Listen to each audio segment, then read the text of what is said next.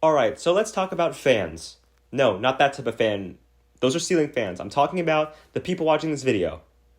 Alright, there we go. So, if you are watching this video, you are likely a fan of Castle Combat. You guys are vital to the game, and without you, the game can't exist. Some of you have even made your own cards that are in the game now. Fan-made cards are awesome and make the fans feel like they are part of the lore of Sagaheim.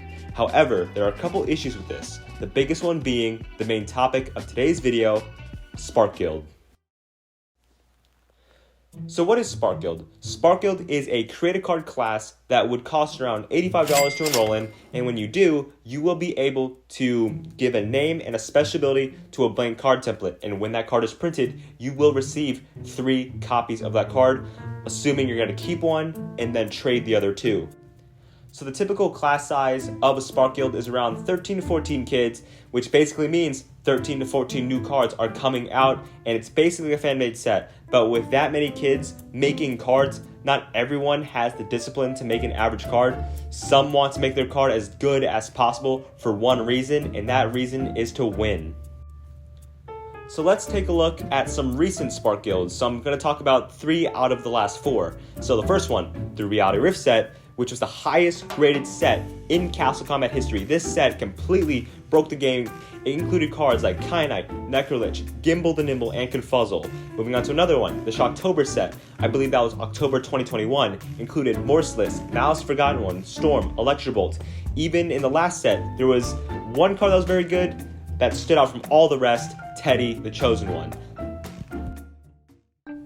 You guys might recognize some of those cards because they are very strong, and for those saying, what's wrong with having strong cards in fan-made sets? Spark Guild does create a couple problems. One of them being imbalance in card strength. Fan-created cards end up being more powerful than officially released cards released by me and Rob, which kind of undermines the lore of these cards, and that's the next thing we're going to talk about, is undermining the lore. These cards can dilute or reduce the importance of established characters and their impact on the game's storyline. For example, let's say Romulus, the best general in the game, has tons of lore and history, and has been part of the meta for a very long time, is undoubtedly one of the most established characters in the game.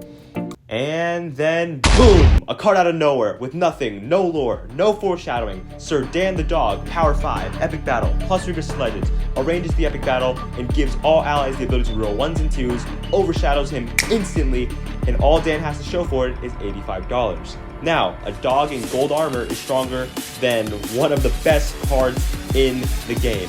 That just isn't right at all. And that is just an example of one of the problems that Spark Guild poses to Castle Combat.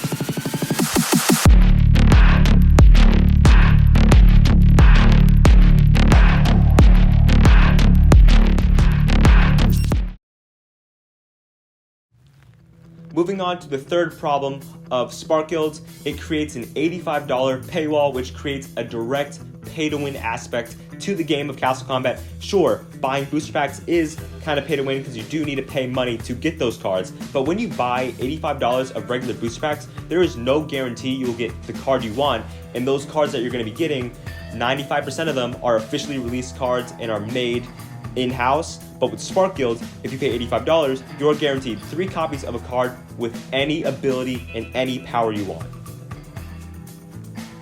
This leads to the next problem, cards that make no sense. Here we have Phobia. This card is a Black Widow Spider, but can somehow call an Epic Battle, which makes no sense. It's not a general or a ruler. Epic Battle are reserved for leaders, rulers, generals, not random Black Widow Spiders with no lore at all.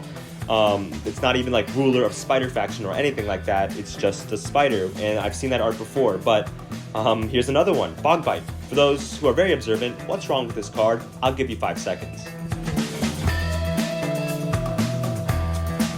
For those saying that the art is reused, yes, it is reused. This is Sidebite from the Altera set, but that is the problem or the answer I was looking for. The power number is on the right side, not the left, which means it's an Altera card. This wouldn't be a big deal, but the name is Bogbite, which makes no sense because if this card's an Altera, it has no relation to Boglord at all. So that does give you guys an example of lore contradiction. So let's do one more, Dragonoid, an Aqua Dragon that somehow can call an Epic Battle. No one has ever heard of this dragon. He has no following. He's not even like significant in the elf faction. It doesn't even say faction Cosmos or anything like that. He's not a ruler or a general. Why does he have an epic battle? He definitely doesn't have the intelligence of Onyx or Thermo, so why does he join the exclusive Cup of Dragons with epic battle? Your answer would be $85. On top of all the cards that make no sense, there are many cards with the same art with just different names. Here are 4 dragons with the same art. You have Electrobolt and some other cards. 3 orange elementals. You have Malice and his lookalikes. Then you have 3 more aqua dragons, which was Dragonoid and his lookalikes. And don't get me started on Necrolich and his 5 other lookalikes. But hey, Spark Guild isn't all that bad. I do in fact see a lot of potential in it. It allows fans of the game to make their own card and be able to say they have made a Castle Combat card. Also, fans are creative, so they come up with abilities that we've never seen before and bring a new element to the game. So here are some of my favorite Spark Guild cards: Baninja, Batpig, Thunderpants, Yukarna, Zuko the Fury. And also, a funny story about Yukarna, the art was actually hand-drawn by the creator, so very cool there. Shout out to the person who made Yukarna. All of these cards are fun cards that aren't going to break the game. Final word is that Spark Guild cards and fan-made cards should not be as strong as established characters, because the established characters have been around for so long, and I'd rather see one of the most iconic knights doing battle with one of the most iconic dragons rather than seeing a cat doing battle against a lizard, and both of those cards are like some of the best cards in the game. So that's my opinion on Spark Guild. There's a really good chance that I might have offended someone because Spark Guild's all fan-made cards, so I'm basically throwing some cards under the bus, and maybe the creators don't like that.